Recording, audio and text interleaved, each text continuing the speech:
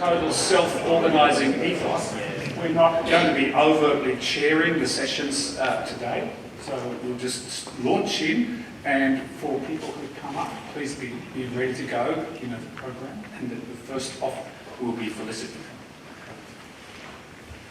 Great, thanks Nick. I'm sure in the spirit of self-organising systems, the complexity will emerge. Okay, in this, we're really pleased to start the CoEDL event with the session on connecting with Indigenous communities. This is, I think, a really important place to start, and in doing so we're acknowledging that we're on non-war country, and we're very privileged to have worked with many First Nations people over in Australia and in the Pacific, and First Nations people in the audience, I'd like to extend a particular welcome to you. One of the key drivers of CoEDL has been to honour First Nations languages, both in Australia and more broadly in the Pacific, and the communities of language speakers, to document languages which are still spoken, and also to facilitate the return of old materials for language work in communities. For many of us, all of this work has been a really important part of redressing the devastating impacts of colonisation, and it's the focus of this session. So I'm going to start by giving a bit of an overview of the sorts of engagement work that we've been doing in Australia and the Pacific over the last 7 or so years, and then we'll hear about some specific projects and more details from CoEDL members. Okay, so our initiatives have been aimed, some of our initiatives have been aimed at drawing attention to the multiplicity of languages in this continent and dispelling the myth of a single language, which is a really fundamental misnomer that many in the general Australian public have. So the 50 Words project, which was a collaboration between FLA, the Research Unit for Indigenous Languages at Melbourne University, and CoEDL, has been one of the ways that we've been raising awareness. On the topic of the number 50, we've also been fostering the general public's interest in Indigenous languages through the media. So for instance, these are a couple of conversation articles written by CoEDL members. This one that you can see is on the topic of money, for instance the 50-cent coin that was released in 2019. And there's been many more general articles on the vitality of languages, continent-wide and Pacific-wide. CoEDL chief investigators and affiliates have also been spending a lot of time over the last 7 years talking up the importance of Indigenous languages to the broader public. So you saw examples of articles in the popular media like The Conversation. This is a recent example from the BBC.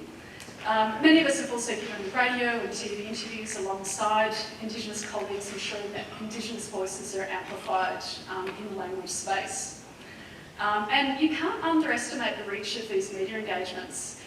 So for instance, media stemming from 2019 Nature Eco-Evo article that came out, this is at the end of last year, on worldwide endangerment, that was then included in this BBC piece, had a,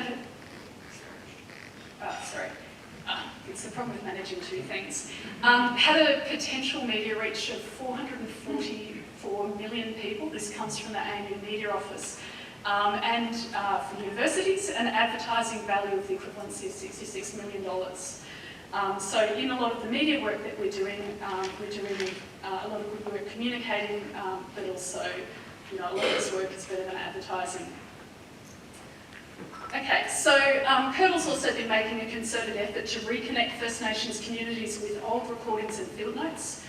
This has been on a collection-wide level, for instance. This is a beautiful example of the incredibly valued Daisy Bates notes from Western Australia, which was also a collaboration with the National Library and involved successful crowdsourcing to transcribe handwritten notes.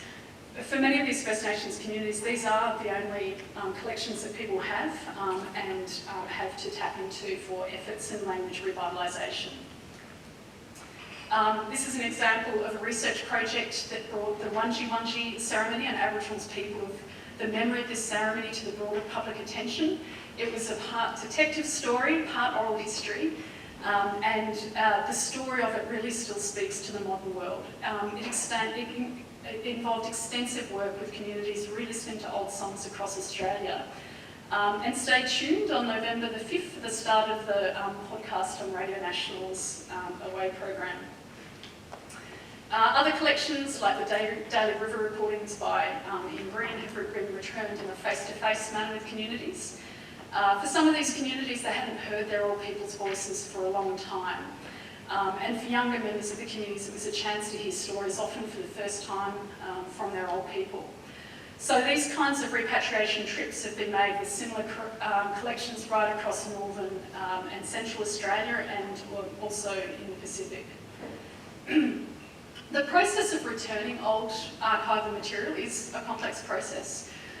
It involves finding family members, understanding their wishes for these materials.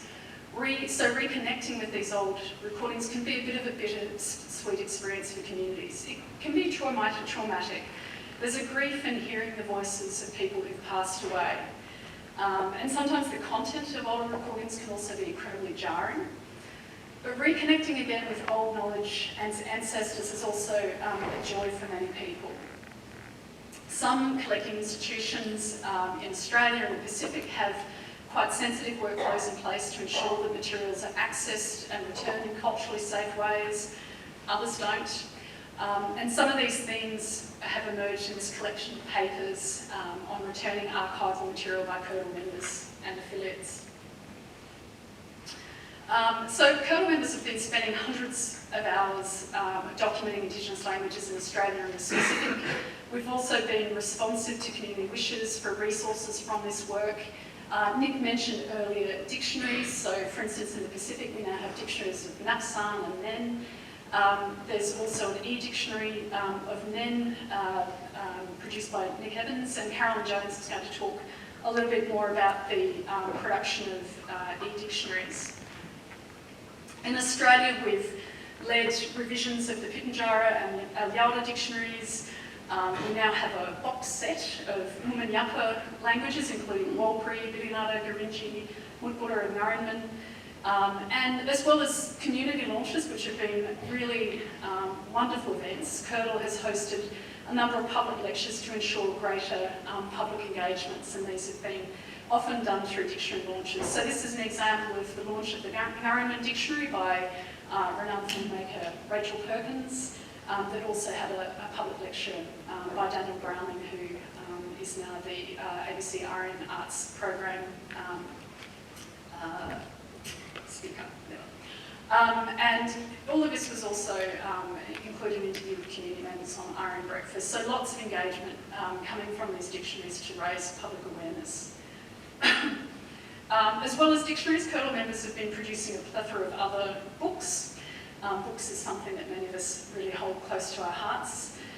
So country and its relationship to people has been an important topic. We've got many CoEDL members who've been involved in producing ethnobiologies with the fabulous biologist Glenn Whiteman up in the Northern Territory in WA. And there's been there are more of these in the works. Wani, Katie, Warmong, and Wamamba are all ethnobiologies that are soon to be released.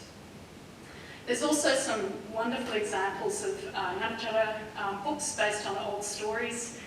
So it's lovely having Lizzie Ellis in the audience, and many presenters are being presented with one of her books made with Ingrid Kral in the time of their lives. And so this is a book that's based on older stories, but also the more recent storytelling practices of children, for instance, that are transforming old practices like sand drawings onto a new medium, like iPads, are part of this burgeoning Ngarrindjatjara collection. So from new storytelling styles to story told in new languages, for instance, Creole, CoEDL has facilitated the writing and illustrating of 9 books from women from the Gari community in the NT, and these are all Creole books. And our collaboration with Paradisic, the digital archive, which has been mentioned, has also involved running workshops on language materials, the collections of those, the management, transcription, dictionary production, and the digitisation of tapes of cultural heritage materials for a number of agencies in the Pacific. And Nick Thieberger and Janet will talk more about this shortly. Apps have been another way of transforming documentation work. So the Listen and Talk app is a digital shell designed to create phrase-based language learning resources. So this has been the result of collaborative research with the Indian community in the Northern Territory. And the idea is that it's an app to help community adult learners independently to learn their heritage language, Manggarai. It's also now being developed for North Queensland languages, and New South Wales language, Kapan. So transforming documentation into more user-friendly interfaces has been another part of our outreach. There's been websites for communities to bring languages to life with sound and visuals. And a wonderful example of this has been the Central Australian Sign Language project. Just get the slide for this. This slide. Sorry. The Central Australian Sign Language project, which represents visual language practices among many communities in this part of Australia. Exhibitions have also been another part of our reach, so this is an example from Sydney.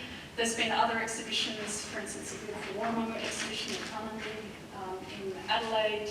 The Still in My Mind exhibition, Gurindji Locality, Experience and Visuality, which has been touring Australia and will be at Drill Hall in December this year with a free concert from Electric Fields, so please come. And public talks have also been another really important part of our work. So this is an example of Jack Gunyer Buckskin and Rob Amory talking about the Galna language revitalisation. Lizzie Ellis gave the annual reconciliation lecture in 2015 here at ANU. And of course we have Clint Bracknell tonight, who's going to be talking about Noongar renewal through performing arts practices, which will be, it's a really great talk. So finally, CoEDL has been a part of a really important shift in the practice of linguistics in Australia, and Sharon Davis has already mentioned this. So we've partnered with the Indigenous Alliance for Linguistic Research to form a new study group, which we call Decolonising Linguistics, being their yarn. So this is a study group which discusses topics of relevance to Indigenous communities involved in linguistic research and linguists more broadly. And it's around framing a new ethical model for linguistic research based on a human rights agenda. So we've been very excited to be partnering with those organisations on this new Zoom group. Okay, so now I'd like to hand over to Gari Tudor-Smith and Paul Williams to talk a little bit more specifically about a project that they've been involved in. Thanks.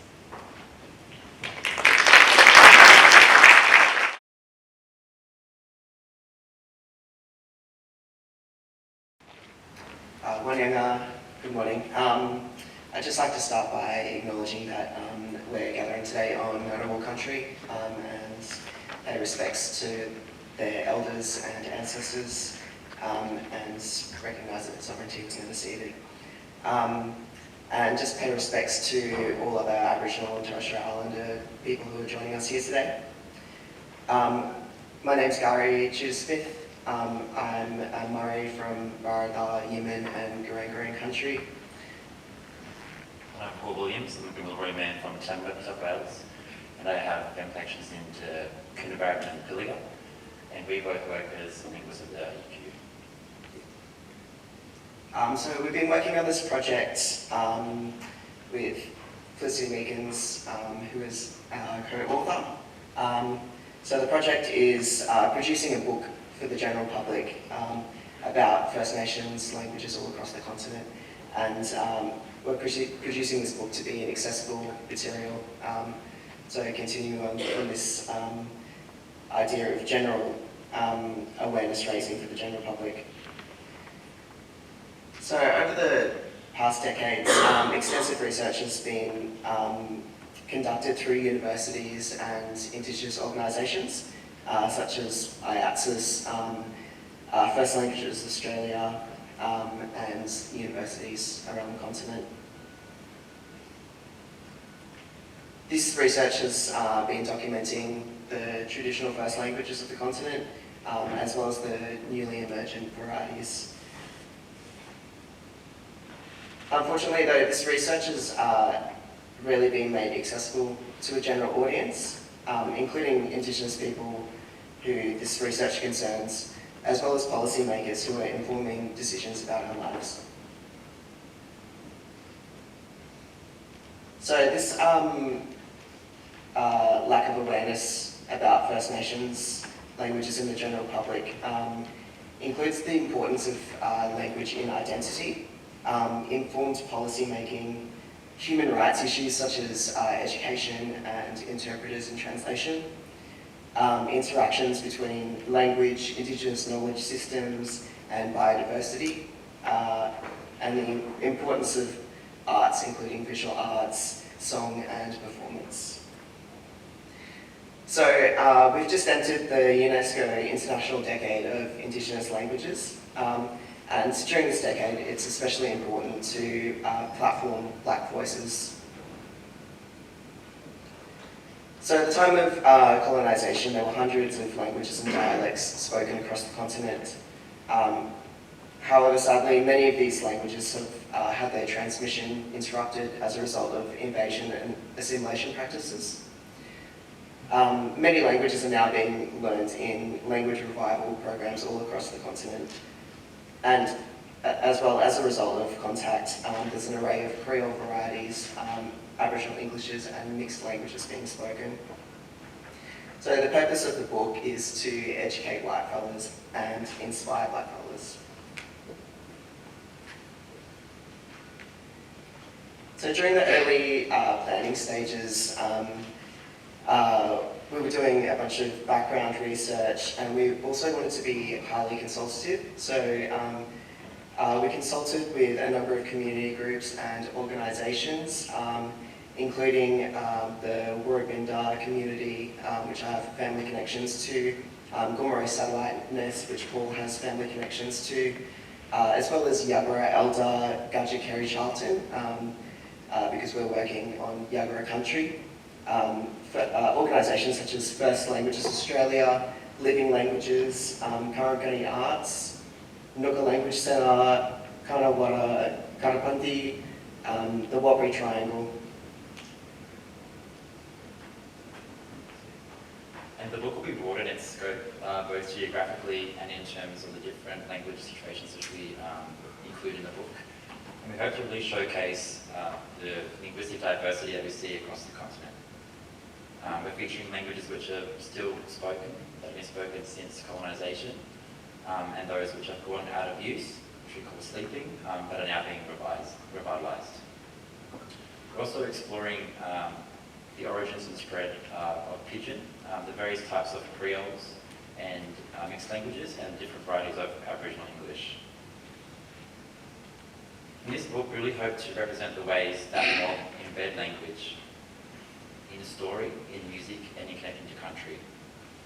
We've also been looking at how mob have been creative with language in newer ways, incorporating language into contemporary music and arts, and embedding language within the school system.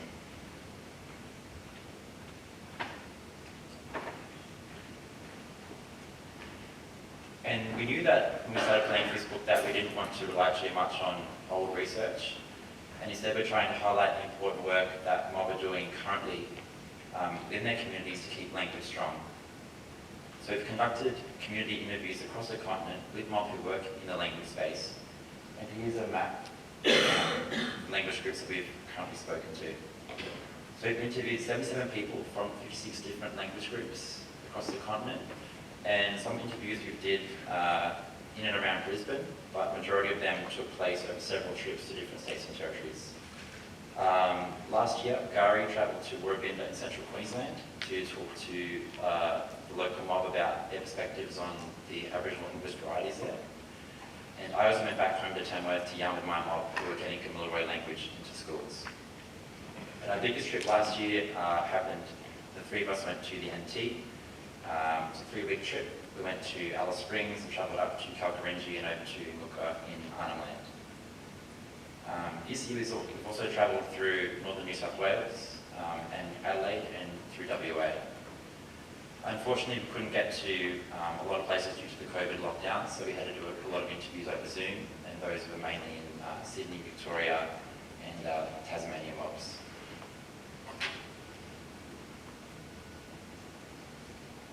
And here's just a little overview of the book chapters. So chapter 1, we go over the languages in the Sydney region, the effects of colonisation in that area, and the loss of those first language speakers. We also have a yarn about the emergence of New South Wales Pidgin, which is now one of the precursors to the contact language varieties that we see across Australia, which we talk about in later chapters. In chapters 2 and 3, we talk about first languages which are still spoken, but many of those are in that critical stage. We explore the different worlds and perspectives that Indigenous languages encode, and what knowledge is at risk of being lost if these languages were to no longer be spoken. Chapters 4, 5 and 6, we go into more depth with the various contact varieties. And then in chapters 7 to 9, we focus on languages in the revitalisation stage. We're writing this part at the moment, and we've had to split it up a little bit because there's so much content to cover. The 3 sections are archives and education, media and arts, and chapter 9, which focuses on country, biodiversity, and climate science. Thank you.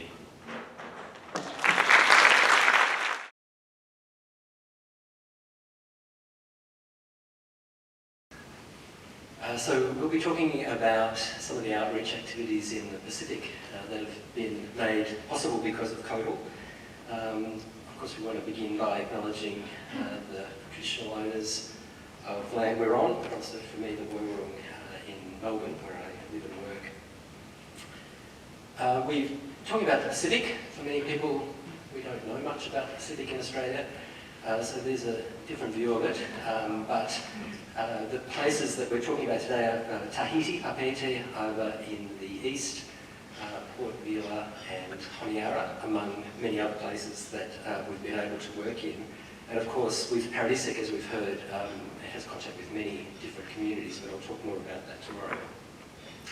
So to begin with, Janet's going to talk a bit about the workshops that we've run in Tahiti. Yes. Great, thanks. Yes, we were really fortunate to be able to attend a couple of workshops in Papeete in 2018. Thanks to two incredibly important people that have, I think, facilitated the relationship between CoEDL and our colleagues in the Pacific, Jacques Bernaudon at the University of French Polynesia, but also Serge Cherkasov, who is sort of like a roving ambassador extraordinaire who has been really wanting to promote these links between the Pacific and particularly researchers in CoEDL. So we attended the first workshop, and it was part of a wonderfully named group of conferences called PION, called the Pacific Islands University Research Network, and the particular focus of the 2018 workshop or conference in Papeete was traditional knowledge, academic knowledge. And they incorporated a lot of specific work around language transmission in multilingual contexts, which gave us a wonderful opportunity to work with a group of researchers all listed here. We participated in panels with scholars from the University of New Caledonia, University of French Polynesia, and we were able to all contribute various kinds of work that we're doing in CoEDL, including thinking about multilingualism in Papua, the Canuck situation in New Caledonia, and so on. So that was an incredibly important moment for us all, but also that was followed by a 2-day specialist workshop that was designed to introduce a group of participants from the various language groups in French Polynesia, but also with participants again from the University of New Caledonia.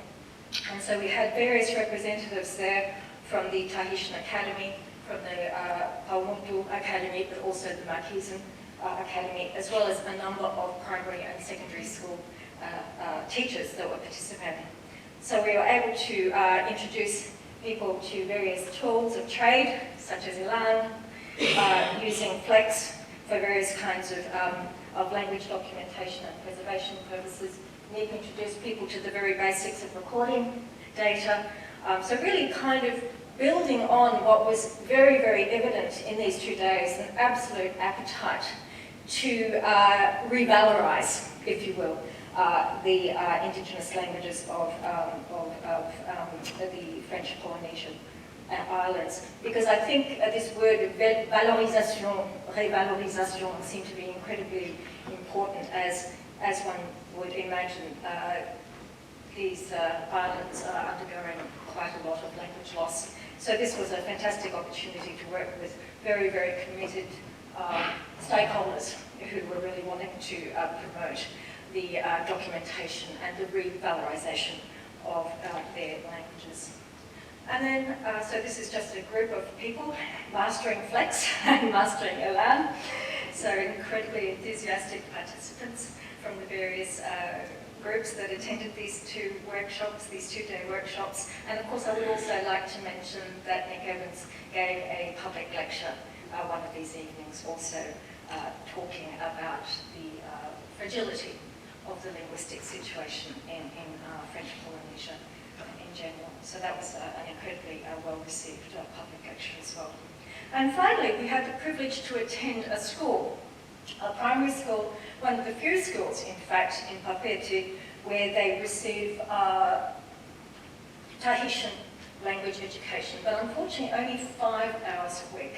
And the thing, the kind of angle that they're using there is multilingualism. So in addition to these young people learning Tahitian, they're also learning English. And they found that this is the key way to get these kids motivated into actively learning their language in this sort of bilingual, multilingual setting. And we had the privilege to meet Madame Suzanne, who was, I think, one of the most inspirational primary school teachers of their experience. As part of that collaboration, we also worked with Maison des Sciences de Langue, which is one of the agencies in the university, and working with them on building an archive. So based on the experience we've got with Paradisic, now building an archive in French Polynesia, which is doing very well. And that's also involved us bringing tapes back from French Polynesia to Australia to digitise and then returning them to the agencies there. One of the projects we also ran was taking Aki Nicholas, who's a Cook Island Maori linguist, to Papeete, to one of these workshops. And she didn't speak French, but she spoke her own language and was which is mutually intelligible with Tahitian. So, and she's been doing lots of interesting work with Alpheaus kinds of speech recognition with Cook Islands Maori. So that was a great cross-fertilisation, which I hope will continue to lead to collaboration across the colonial divide of Cook Islands and French Polynesia, which is actually they're right next door to each other. So now I'd like to pass to Alpheaus Zobule, who's from the Kula Language Institute in Honiara, and he'll talk about the workshops that we ran earlier. Okay, so in August 2019, we organized a week-long workshop in Honiara, Solomon Islands. It was attended by about 100 people coming from all over the country, and that representing about 30 languages.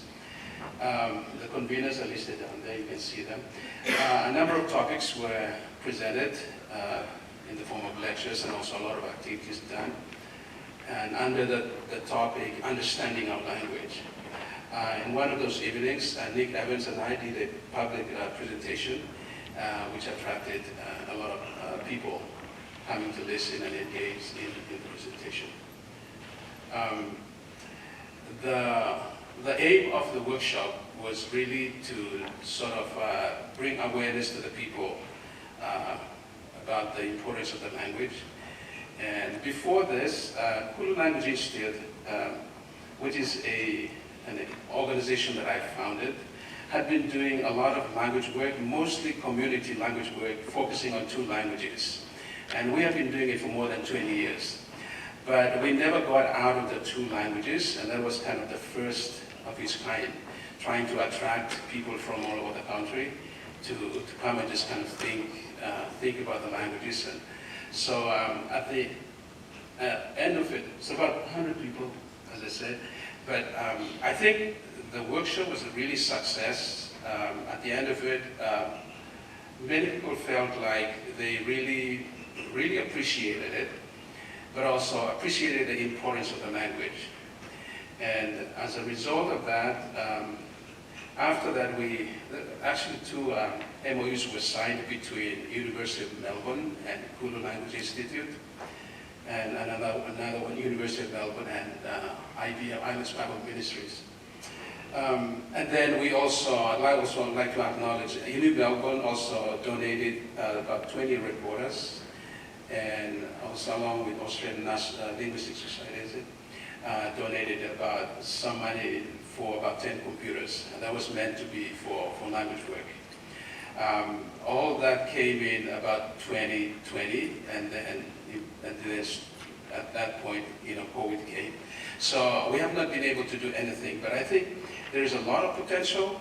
I can see a lot of interest, and I might also say that as a result of my meeting up with Nick Evans and Nick Thieberger and the others, I've also been given an opportunity to speak at one of the the Kodo Summer School, is it? Yes. But as a result of that, I am now doing a PhD in linguistics, and I can see a huge potential in studying, maybe doing language recording, documenting, and writing grammar of the language in the Solomon Islands. There are about 70 or 80 languages, so yeah, I can see a big future there forward. Thank you.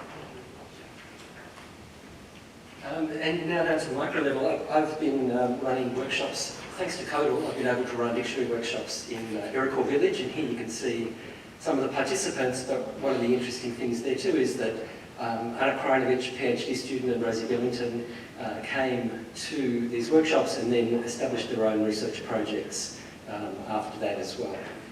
There's another one of those workshops, and one of the other collaborations that we've had is with agencies like the Solomon Islands Museum, which involves digitising tapes. And no other agency in Australia is helping these small museums and cultural centres in the Pacific. So we've worked with them and the Vanuatu Cultural Centre and other agencies to digitise tapes and put them into Paradisec. And similarly, tapes in various places that you can see there. I'm rushing through it. Now this is Dr. Susie Baronet, who's a Ngoni speaker in New Caledonia, and she recorded a statement for you to hear. So I'll just play that, and the audio is not working, but you can read. So she's speaking in Ngoni.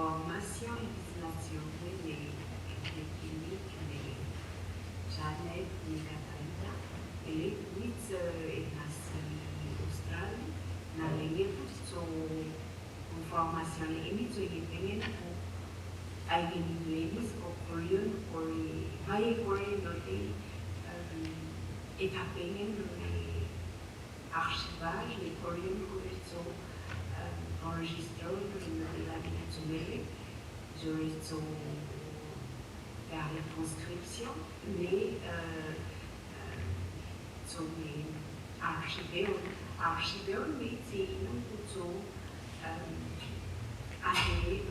version numérique, sonore to one ta or the automated ta so if there are or time in si beaucoup so we need to perform. So all of this activity would not have been possible without CoEDL. So we're very grateful. Thank you, CoEDL. And those relationships continue. We'll, I'm sure, build on all of that in the future. Thank you.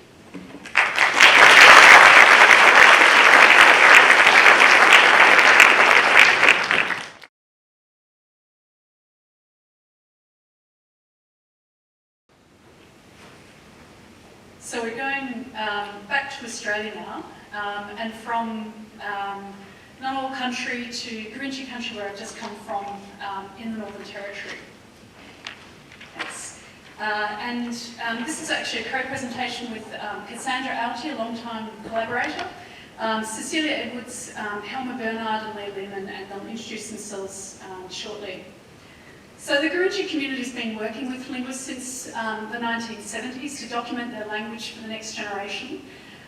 So the community resource production has been a really important component of this work, from the creation of school books and church readers, from actually really fantastic missionaries in the 1980s, to the more recent production of a dictionary, ethnobiology, learner's guide, sign language, ethnobiology, posters and books of texts. And a lot of this work has been a really long time collaboration, right from the work that Patrick McConville was doing in the 1970s with Gurindji elders at that time, right through until the present day.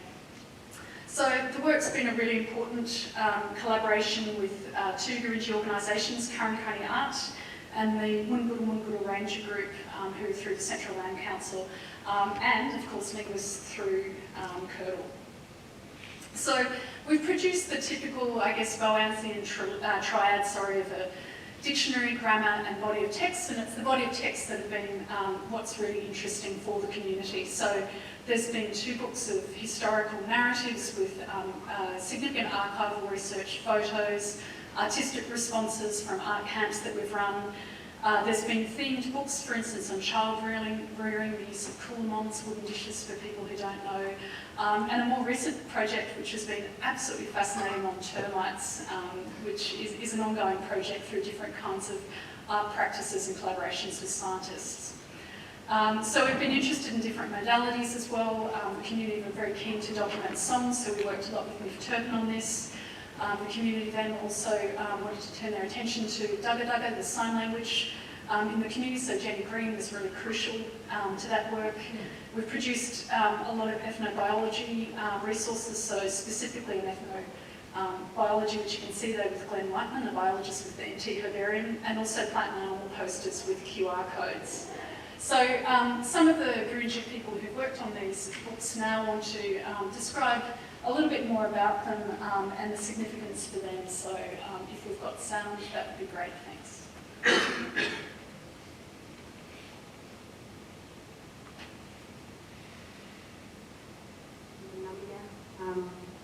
Woman. I'm one of the directors here in the Gurindji Arwani Art Center. We're going to talk about this book that was made by Stories from Our People, and the title is Idane. Idane in Gurindji means true, true stories. It's more like truth telling. There were many people that worked on this book, people that are past and linguists, Felicity, Erica, and all our people that are past. The cover, as you can see here, is of the late old man, people lived at Thieberger. Many of the people were displaced. And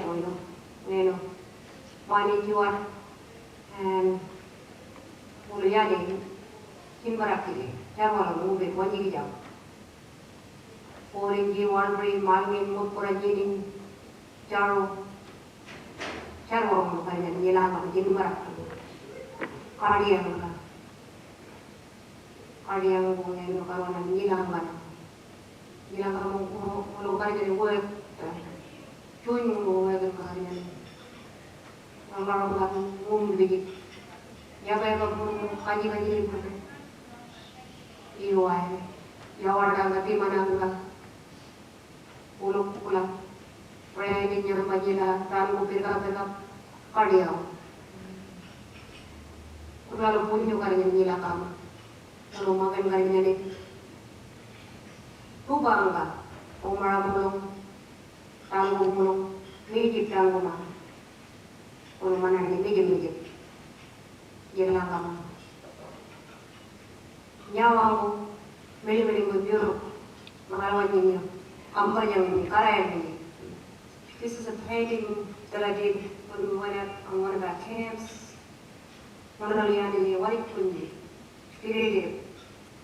kaji dia untuk main jadi yang lebih banyak. Macam yang lagi yang mendoakan yang diimparakan. Bilang kawan kali kemaru kali yang lah. Di rumah Nepal kau judul negara punya parawan. Ini mari main jadi macam Unu yang ni, orang malam lah. Orang nak para, ngaruh banyak pada jelah.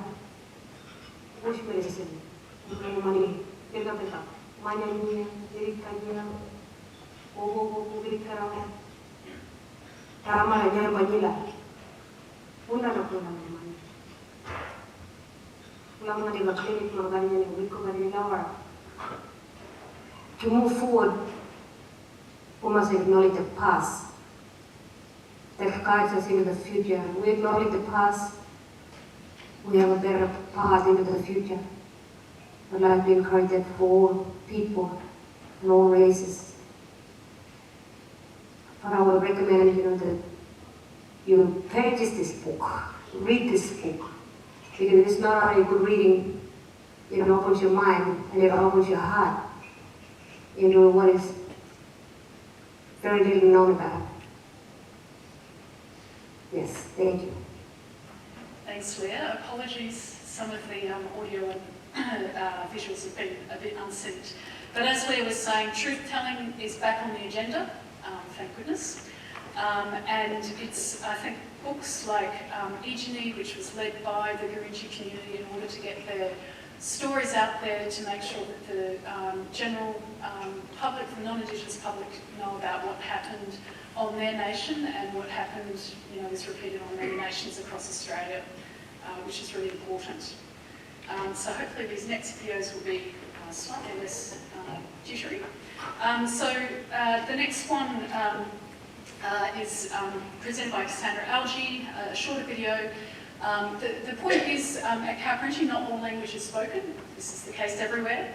And in this video, Cassandra shows Gurindji Sign Language, the Daga posters and videos, which won the best language video at the ICTV Awards in 2019. Hello, my name is Cassandra Algie. I work at the Colombian accent at Gurindji community. This poster na Dagalaram and sign language Gurindji and bold that lab community. We learn we even go Bulana people, Amamon, deaf people. And we got a QR code, anyone got a phone, you go to up, you can go on about that sound. In 2019, we win this award, we make a video of this Dagadama poster, we do a video. And thanks for winning this award in our spring 2019. Okay, thanks. The next video is presented by Cecilia Edwards. So she's talking about a book called Karu, Growing Up Gurindji. And it was a book that was produced within the community as a response to the negative portrayal of Indigenous families and the devastating effects on children during the intervention. So the community wanted to show their way of bringing up children in Gurindji way. This is a book about Garo growing up in Gurindji country, and this is how us Gurindji people look after our kids with bush medicine. And we teach them as well. And in this book I am so proud because of my daughter is one of the little girls in this picture, and she's been learning about bush medicine since she was young. Till today she still clapped them. I would like to show this photo of this old lady. She was my auntie, and this book was dedicated to her. And also she was a learner to the two little girls that on the front cover of this book. She taught them everything in a cultural way and in a bush life out here in Gurindji country, teaching them to get bush medicine and sit them down and tell them what to do. And now they're still doing the thing that they were taught from this old lady.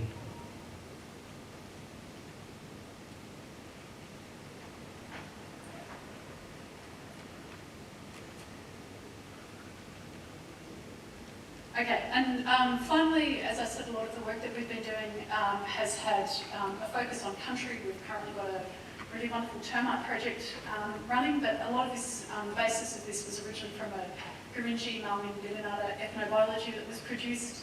One of the follow-ons from this was a series of posters, poster projects that was done through the Central Land Council Rangers, and we have Helmer Bernard, who's one of the Gurindji Rangers, talking about these posters. Hello, my name is Helma. I'm one of the Gurindji Rangers. I work for CLC, and we got the posters up here with Felicity years back, and we started up with all people, taking them out for showing them bush medicine and fish and bush turtle and the bird one. And we had one old lady named Gari.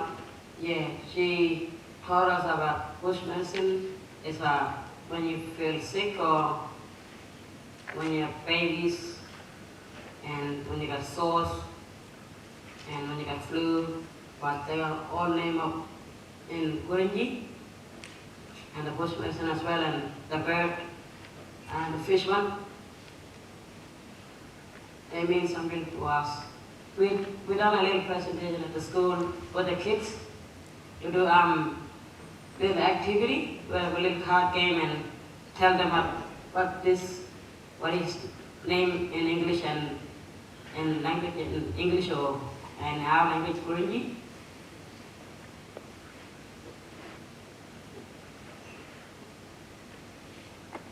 Okay, great. So this is just one example of many places across Australia where there's been really focused work on specific languages, and it was really nice to have Helmer Bernard, Leah Lehman, Cecilia Edwards and Cassandra Algie speaking for the resources that they've produced that they're really proud of over the lifetime of CoEDL, but also earlier and hopefully into the future.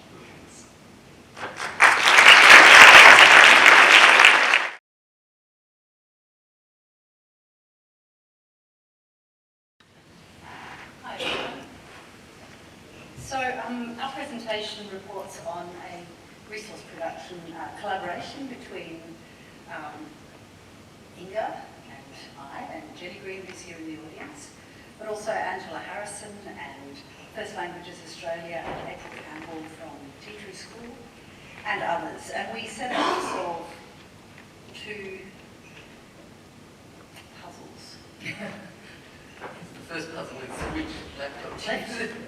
Oh, this is okay, not on the laptop. Okay, so that was our collaboration. There's some images of some of the end.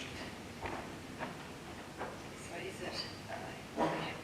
So to talk about the first puzzle that we wanted to address, and that was to make available the illustrations like those that you saw on the previous slide. And the second, the first puzzle. So those illustrations, they sort of were far-flung on various hard drives, not easily available to community members, to linguists, and yet everyone could see the potential in the use of them. And the second puzzle that we wanted to solve was the lack of non-language specific teaching resources. With the growth of language programs across the country, we wanted to develop language resources that were not language specific, that could cross language situations and different teaching situations. And Angela Harrison and I, who worked in the Northern Territory Education Department, we sort of had a legacy project, up our sleeves, sitting on our desktops for a very long time, which was potentially a really useful resource to fill that particular gap. And it had come from the feature dictionaries in Central Australian languages.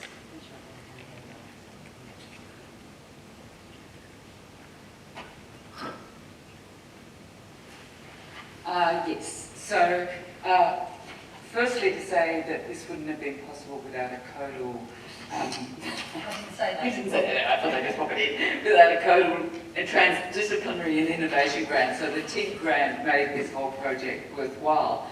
But really, it's situated many years before. So we're going to just take some of the people who aren't familiar with the Central Australian context back to 2002, when Jenny Green worked with a lot of language people at a Madra with a workshop where they started to develop this idea for the picture dictionaries. And so a lot of you have probably seen these around, but they came from this idea of back translating images and really paying attention to the visual in language documentation. So the idea of working with those Central Australian languages was to create a template where languages that had a shared sort of cultural vocabulary and shared ecology could share resources to create this easily accessible set of resources that added to the bigger dictionaries, but could be used especially in schools and in language learning contexts. So a lot of resources were developed around those, and a lot of artists started to develop images that were put together into the picture dictionaries. And this then created some 9 or so picture dictionaries, which were initially mainly focused on Central Australian languages, but gradually expanded even into Western New South Wales. So that was really exciting. So there's this, out of this becomes this bank of all these images that are floating around, as Samantha said, sort of sitting around, not really archived or dealt with, and used randomly. But used randomly in a way where especially the illustrators weren't really being acknowledged in this process. And so those images started to be used by other organisations. They weren't collected somewhere. People didn't know how to access them, but they were still really useful and important images. So, and out of that, of course, was the sort of development of workshops with language teachers where the images were again put into worksheets, and those worksheets weren't really collated. And that led to what Samantha will discuss a bit further later, is this teacher's guide. So we pulled these images together. Our project with the TIG grant was to kind of gather all these images, to find the illustrators, to get the metadata associated with that so that each illustrator was attributed to their image, to put them into a corpus of images where they were clearly documented in a big Excel spreadsheet. That took a very long time because there were so many images and they weren't, the sort of attributions for the images weren't clear, and to try and make sure that that was all clearly organised so that they could be archived with Paradisic in future for accessibility, but also to hold them and keep them safe. But out of that we gathered some kind of 1,300 or so images, most of which we found we were able to attribute the illustrators to. So there are only a few that remained as sort of orphan images that weren't collected together. So they were pulled together. We created regularised code names for all of these images. We got the metadata. We sorted them all out. We used Lightroom to do the sorting process, and then we got them ready in a format that could be archived at Paradisic. So within all of that, we were able to create a really fantastic corpus of images that are now available, or will soon be accessible through Paradisic, where people can use this to create resources. And there are already lots of requests have already come in to use these in new resources, so making these precious images actually accessible. But they're sorted into domains. A lot of them are focused on Central Australian domains, but because there's a lot of images now from the top end and from Western New South Wales. So it's not just the sort of the kind of ecology of the desert that's represented in those images. There's also everyday house, domestic environments, the countryside, the different ecologies across Australia. There's lots of different images in there, plus lots of hand-signed images as well.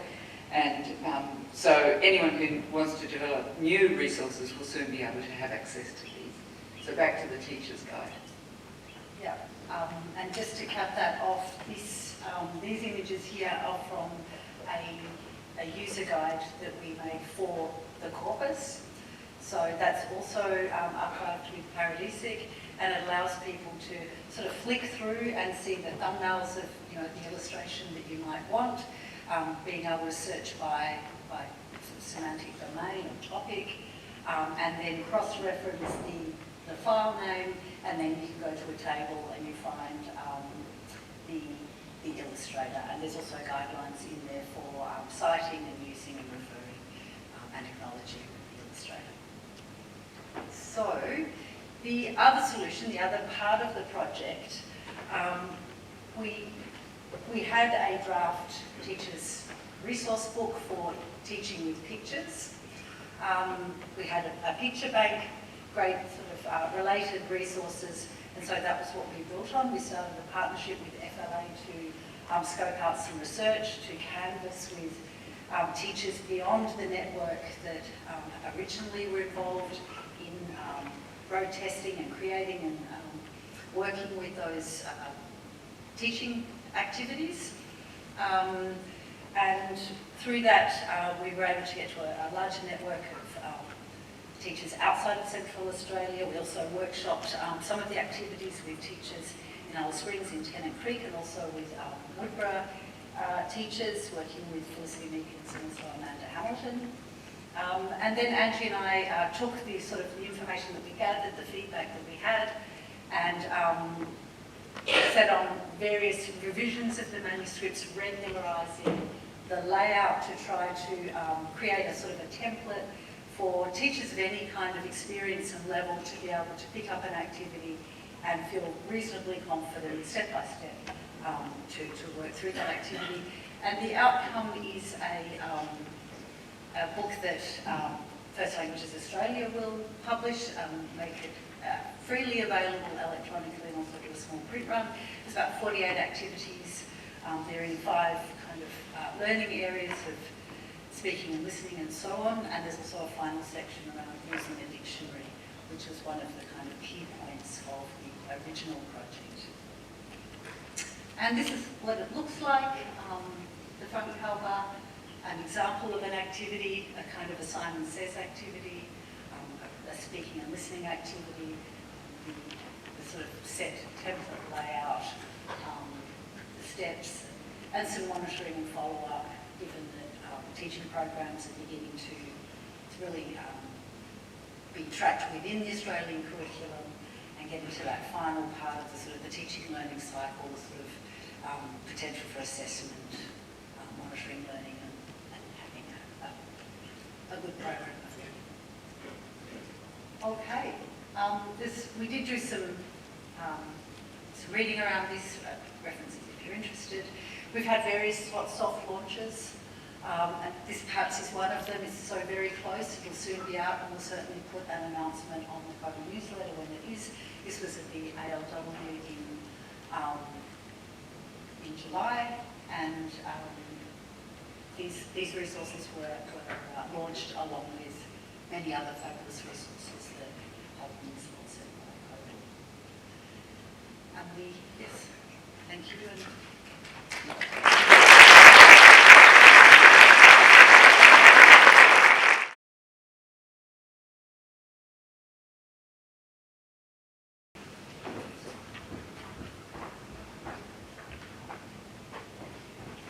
I'd like to start by acknowledging the traditional custodians, the Ngunnawal and Ngambri people, and the Darug people in Sydney where I work.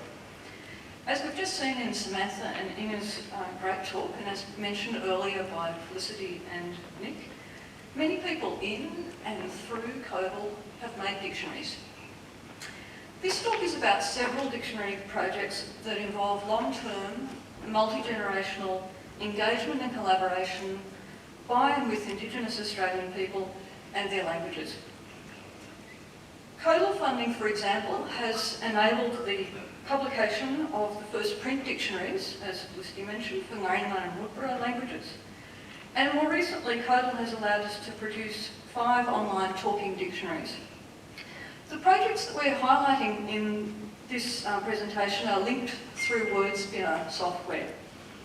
This is software that we've created in CoEDL, and the aim of the software was to streamline the process for busy dictionary teams of making online talking dictionaries.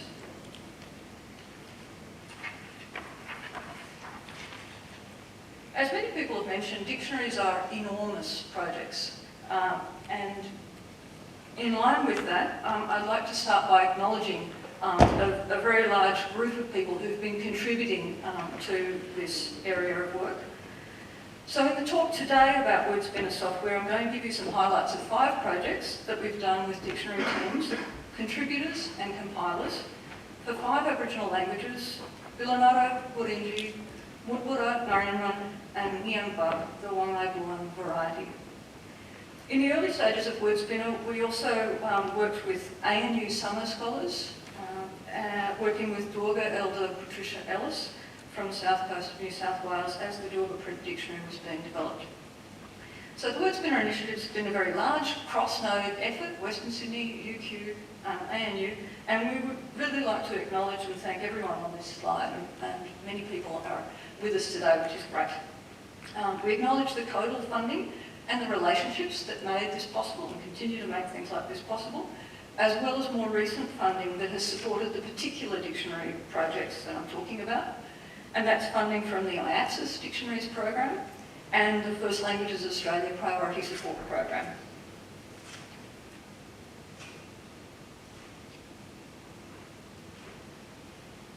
So print dictionaries are a key resource, and they're a milestone in language revitalisation efforts in the community. Within CoEDL, as Nick mentioned, 12 dictionaries have been created by large teams. This slide shows just some examples in action from the Nariman Dictionary. So top right, we see Elder Joy Campbell at the community launch for the Nariman Dictionary, clutching her copy proudly. Rachel Perkins launching the dictionary in 2019, as Felicity mentioned, at the IATSIS conference in Brisbane. And Nariman Michaela Friday-Shaw speaking at Parliament House in Canberra in an invited talk to the staff of the Parliamentary Library.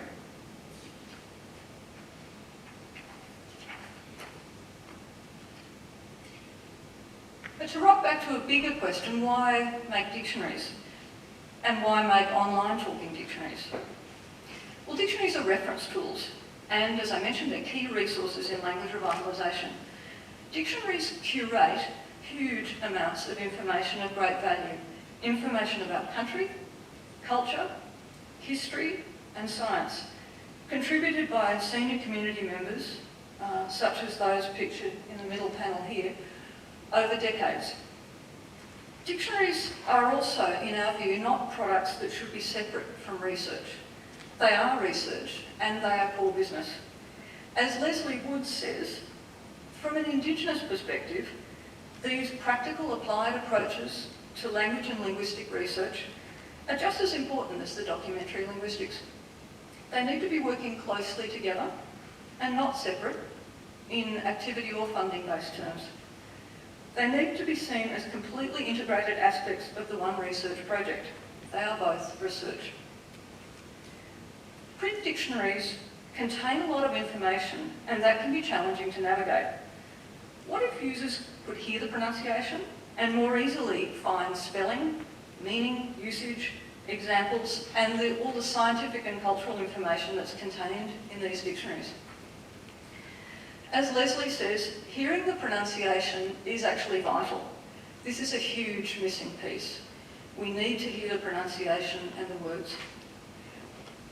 Online talking dictionaries can potentially transform access to the information they contain.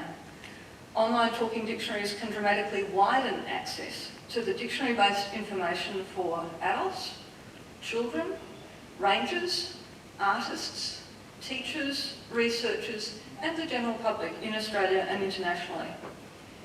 So why did we make WordSpinner, the software that I mentioned? We made this to make this task more achievable. Dictionaries, as we all know, typically take a long time to make. Dictionary text files are very large, so more than 100,000 lines of text typically, and they're also very complex, that is, they contain many different types of information.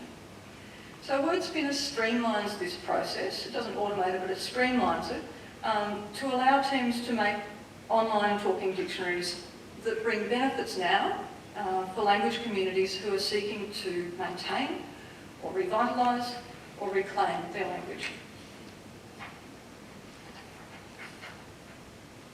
So, we began our project with the recognition that online talking dictionaries could transform access to the information in dictionaries in various ways.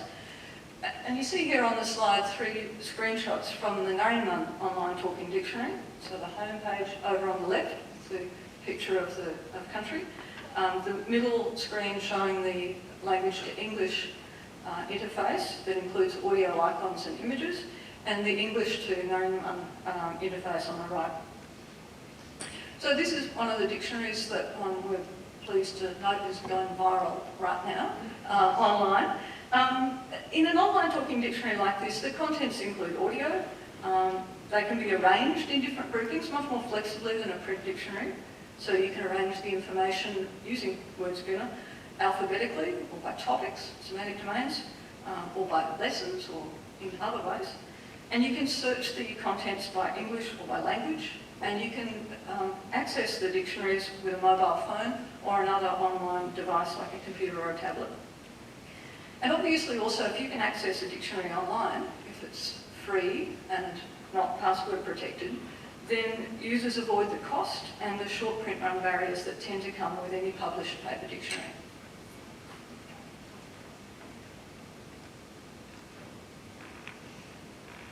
So in CoEDL we created WordSpinner, as I said, to streamline the process of making online talking dictionaries. Many language teams already have a master text file in / format, from which the print dictionary, if any exists, was typically made. So we designed WordSpinner to take that text file as input and to output web pages that are linked to sound and image files. And WordSpinner has so far supported the creation of online dictionaries for Bina, Gurindji, Mudbura, Gari, and soon, in progress, Nyamba Wangapuan language. I won't go into detail here, but WordSpinner is a tool, it's a website URL that you visit. And this is what you see when you arrive. So you go to that specific URL at the top with a particular password. Each time you visit the site, you're given automatically your own ID, your own area, your own sandpit, if you like. You click Upload File to upload your master text file, and you can click a couple of boxes if you don't want the source fields to be presented in the online interface. After a few minutes of processing, the web pages appear as links to downloadable zips containing HTML pages. So you can download them to your own computer, check them out, inevitably find something that needs fixing, edit the master text file and re-upload the text file and regenerate the web pages quite quickly.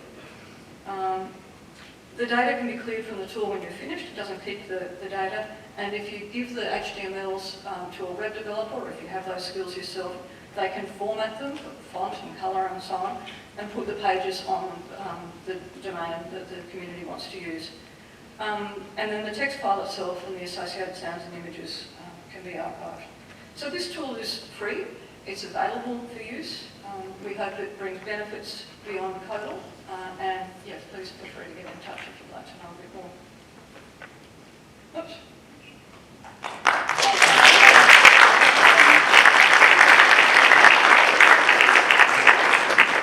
There was a final slide, but I don't know what happened to it. Would it be possible to pull it up?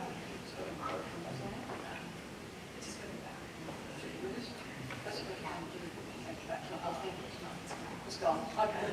I'll just offer a few thoughts in closing quickly because our collaborator Leslie couldn't be here today. She's reined in Western New South Wales. We'd just like to offer a few thoughts about the value of dictionary making and making online talking dictionaries in particular as central work in our disciplines. So I had on the final slide the homepage images illustrating country for the 5 online talking dictionaries that we've made in CoEDL. We'd like to note that they're transforming access to languages for speakers and learners and the wider public who can hear the words, listen to the pronunciation, follow the links in the text and learn from the images, as Samantha and Inga said.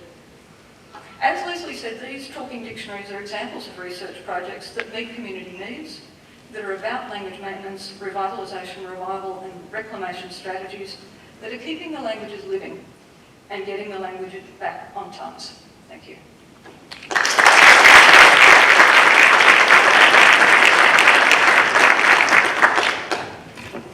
Thanks very much, everyone. If all the presenters could just come up for a moment, I have a gift for each of you. Or Nick, would you like to Sure. So, Inga, ironically, you should come up, but it's actually your book, as well as the other says. Samantha, Gari, Williams, Carolyn Jones, and Janet. Oh, we have something else for you.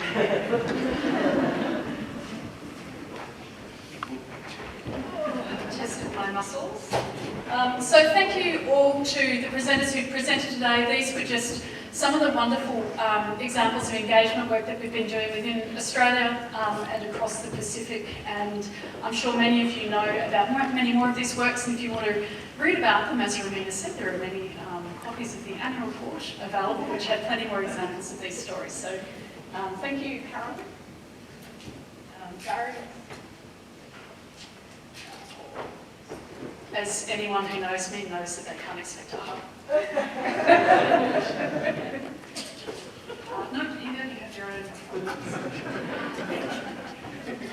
Just in case anyone doesn't know, Inga is one of the co-authors of this one, Felicity. Samantha. That's right. And yeah, thanks very much.